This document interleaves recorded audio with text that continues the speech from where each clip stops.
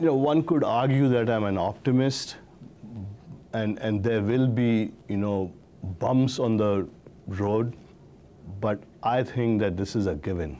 Progress will be made, and it will be made in the right way. So this is what I have to sort of think and add, and it will happen. You talk about the environment in India. Yeah, clearly, there's an issue with that. But look at the research that's going on. Yeah, maybe in the US, maybe in Israel, maybe in China, maybe in India, maybe in the world, anywhere. There is research going on in batteries. There is research going on in solar power. There is research going on in wind power.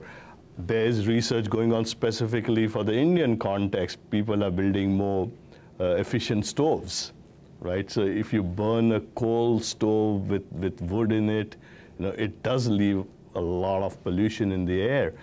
But there's work being done in those kinds of areas. So in my opinion, if you harbor on beating people down, if you harbor on telling people make sacrifices, that's a more difficult route than giving them solutions. See, that's the point I'm trying to make about creativity and resourcefulness and win-win. What can we do to solve the problem? What is the problem? And let's come up with a solution here.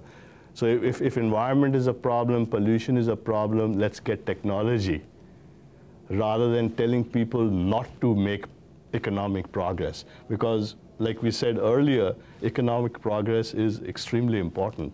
If your stomach is full, you won't steal, right?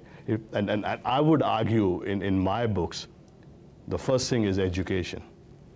That's extremely, extremely important, and that's why I'm in this profession. If you can educate people, you have educated masses, crime rate will be low, health problems will be low, obesity will be low, wars will be lesser than now, because people tend to understand, and that's what I mean by education.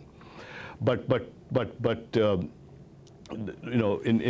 the context of our question, economic progress is important, because if people don't make economic progress, there's going to be a lot more commotion.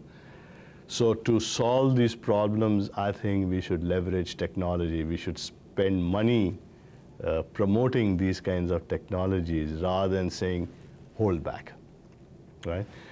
And then I think you added a couple of other points. You added infrastructure, you added government. Shashi Tharoor just went back to India, right? And you're familiar with that name. There are quite a few. Rajat Gupta, the ex-boss of McKinsey, is pretty much back in India. There are quite a few, I think, very accomplished Indians who are going back there, and they're going to make a difference. They're going to make a difference politically. That's what's needed. Raghu, who was the chief economist at World Bank and is now the advisor to our prime minister, he's gone back. And he was a University of Chicago professor, one of the smartest economists I've heard and met. He's back there. So those changes will come about. Government will become more rule-based, law-based. The Constitution will be upheld. The Constitution is pretty darn good to start off with anyways. And as far as infrastructure is concerned, building of highways and dams and all those things, I don't think is that much of a problem.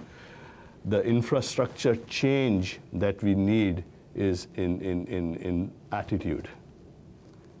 And that is happening because people have tasted blood. They know that quality pays. They know that hard work pays. They know that commitment pays. People can rely on one another now. That there's dependability.